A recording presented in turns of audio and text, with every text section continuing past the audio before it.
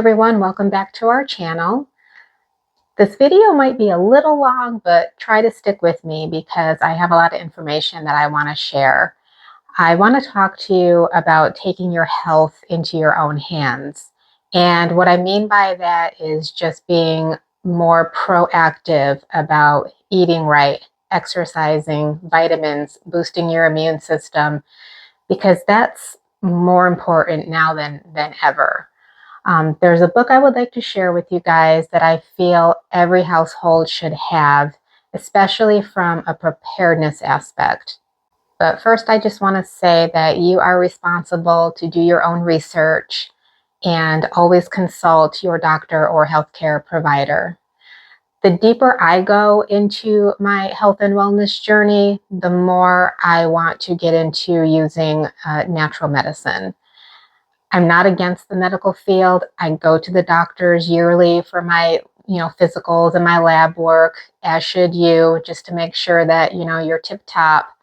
But this book here, Herbal Home Healthcare by Dr. John Christopher, this book covers a multitude of illnesses and diseases and gives you the actual formulas to make.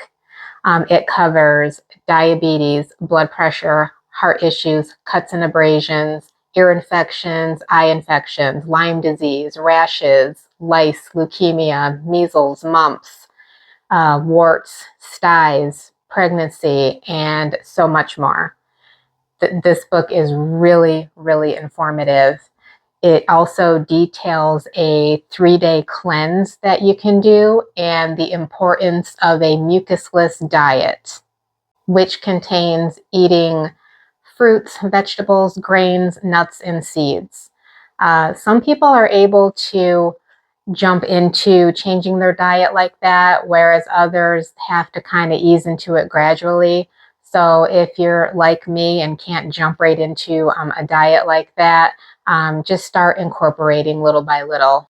And I also want to quick reference this book here, The School of Natural Healing by Dr. John Christopher. This is the book that they actually use in the School of Natural Healing. This is the Bible of herbal medicine, and it covers everything pretty much in this book as well. This is just a lot more detailed, and it covers even more like serious diseases. This book will cover bleeding, convulsions, heart trouble, blood pressure, paralysis, gangrene, cholera, arthritis, strokes, shock, epilepsy. So a lot of serious stuff is covered in this book as well. That's not in the other. They also have recipes in this book here for making your own tinctures, which are really easy to make. I have a couple of videos out on how to make a tincture. Herbal teas you can drink, oils, ointments, poultices, plasters, herbal baths. This actually has some recipes for meals for the mucusless diet as well. So these are two really good books to have in your home library. This book also includes his biography, which is very, very interesting.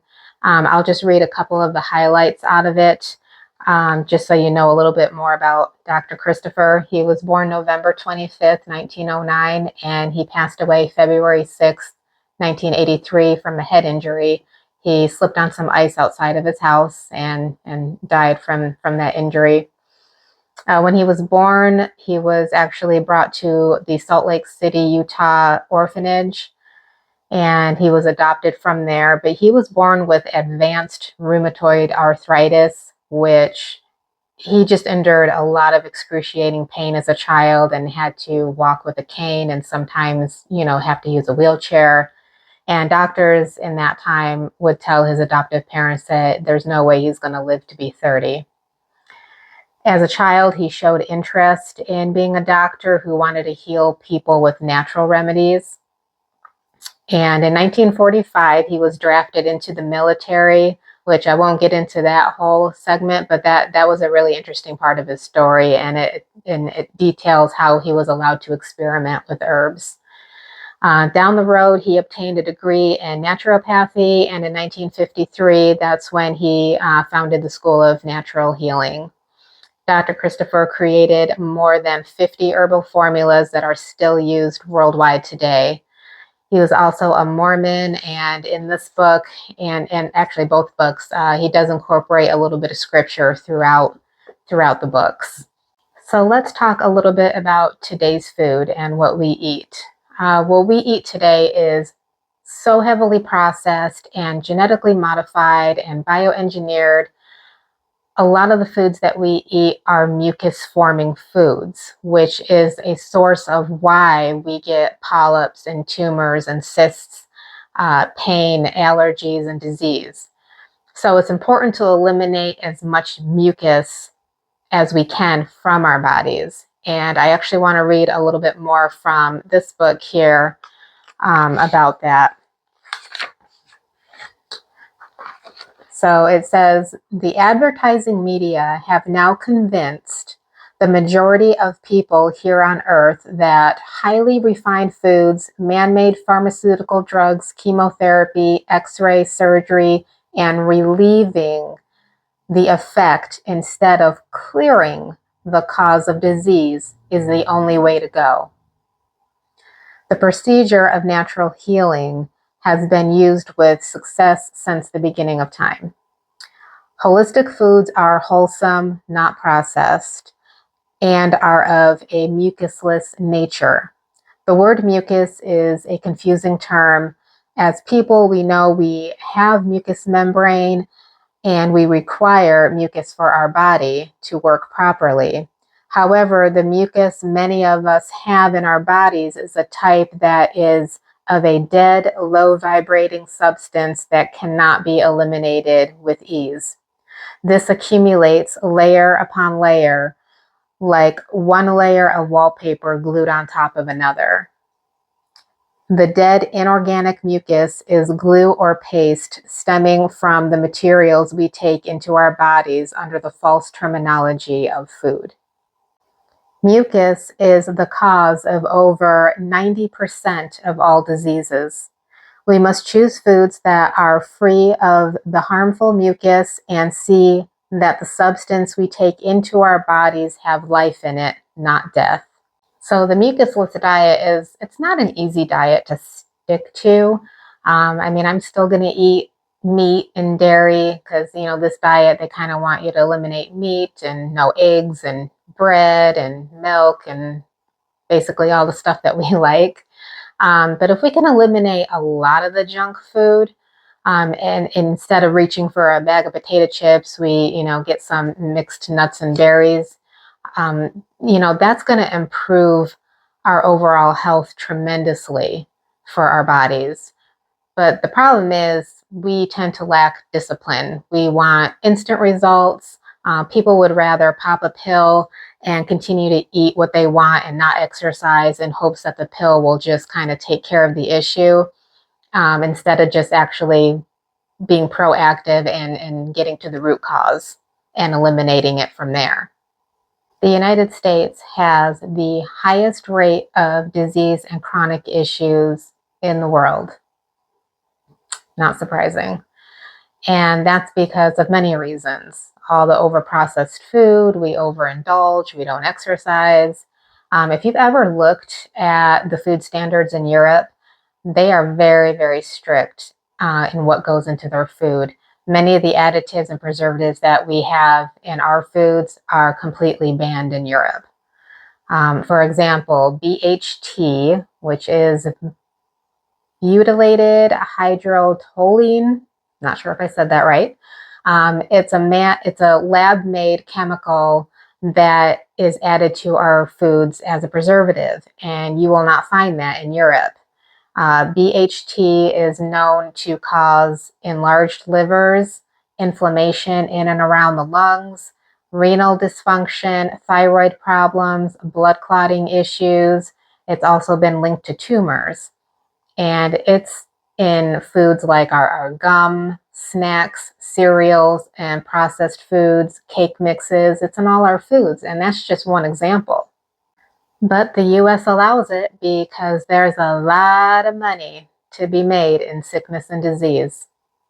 The mucusless diet is not so much a weight loss diet, although you will drop a few pounds because you're eating nuts and berries and fruits and vegetables, but it's more about overcoming the chronic health issues. Herbalism is the world's oldest medicine. The main goal in herbal medicine is health promotion, and it aims to return the body to a state of natural balance so it can heal itself. So you can be unburdened by what has been. Oh, I'm so sorry. I couldn't help myself there. That's a whole nother video and topic. So if you are interested in taking herbal medicine or tinctures, consult with an herbalist, because if you're on any medications like blood pressure, diabetes, thyroid, blood thinners, you can't just stop taking that medicine and just switch to herbal meds. So you really need to consult with your doctor as well as an herbalist. Just because it's natural medicine doesn't mean that there are no side effects. You could be allergic to something that's in there, like dandelions or, black walnut, type herbs. So you just really need to consult with an herbalist before just switching over. Can herbalists and doctors work together? Absolutely. They can collaborate. The whole goal is to provide you, the patient, a better outcome by combining complementary methods of diagnosis and treatments. And actually, you will find that most doctors are open to alternative practices like herbal treatments, massage therapy, chiropractic, acupuncture.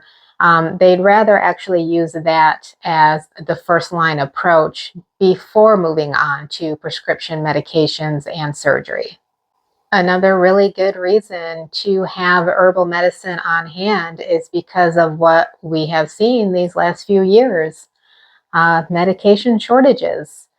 You had medications like Adderall, Ritalin, diazepam, amoxicillin, albuterol. Nobody had them, not one pharmacy. And that sent a lot of parents into fear and panic, going from one pharmacy to another, trying to find medications for their children for ADHD, which these books do cover that, and they have herbal remedies for that. They could not find them anywhere, and then you had a panic of all the parents trying to find, the herbal meds for them, and some of those started going out of stock because they just weren't prepared. And that's the thing, is just being prepared and having a backup plan. Why not have a backup plan already in place? Have backups to your backups. This pandemic that we just went through these last few years.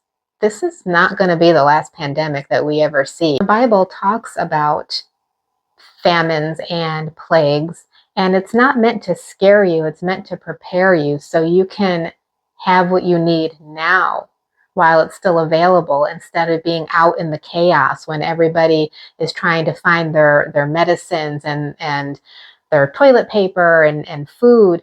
If you can get what you need now and just have it, then you're not going to be part of that whole mess. So what does the Bible say about doctors and medicine and herbal medicine?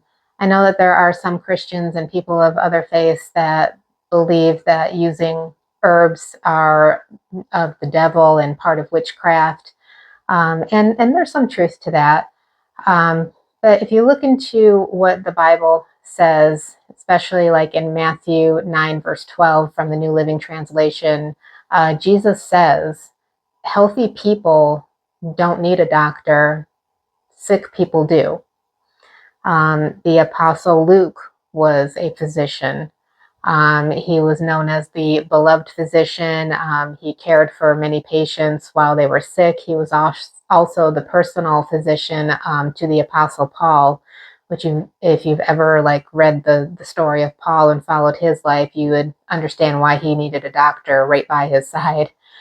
Also in the book of Isaiah 38:21, the prophet tells one of the servants of Hezekiah to make an ointment made out of figs, which is an herb, and put it on the Hezekiah's boil so he can recover, and he did. So, back in biblical days, they didn't have like a Pfizer laboratory whipping up vaccines and Xanax. Everything back then was herbs and plant-based, and it worked. And so as long as you're not worshiping, the herb itself or doing something, weird with it, it's it it's God's creation. Everything that we need on this earth came from God. And if you're going to use herbs to help heal your body, my personal opinion is, that you're not doing anything wrong. But if people believe differently than that, that's okay. I mean, if that's your belief and your conviction, then you do what's best for you. The Bible also talks about how God created humans as intelligent beings who are able to create medicines and learn how to heal their bodies. So God doesn't condemn people for seeking medical help or treatment, but this is where wisdom and common sense come into play. So if you have a brain tumor, drinking a cup of herbal tea is not going to help you, but medicine and surgical intervention will. So for people that just say, I only go to the Lord for my healing, I believe that the Lord heals. The Lord has healed me physically. So I do believe that, and I do know that, but don't forget that God also uses people as a secondary cause in his healing process. There is and always will be a genuine need for competent doctors and nurses and surgeons and herbalists.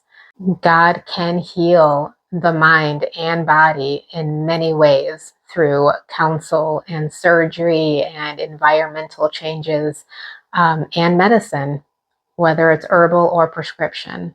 So like I said earlier, Dr. Christopher has over 50 formulas already made, or you can make your own. You can make your own tinctures, your own salves, poultices, anything like that. We have some of his stuff on hand. You don't have to buy Dr. Christopher's stuff, but he does have all natural antibiotics, which is the XINFX. He has lung and bronchial antibiotics. The aseptic extract, that's really good for abscesses in the mouth or just on your body. He has a lot. So, I mean, this is just a few of what we have. But you can, we also use Herb Farm. We have mule and garlic oil, which is great for ear infections. Echinacea for immune support. Cayenne pepper. I gotta do a video on this. This is great. You should have cayenne pepper available in your house. But there's a lot of companies out there that are all reputable. Well, not all reputable, but Dr. Christopher is, Herb Farm is. We also use Mountain Rose, Star West Botanicals. We're not affiliates of any of these companies. These are just companies that I have personally researched out and I have used, and I do like them.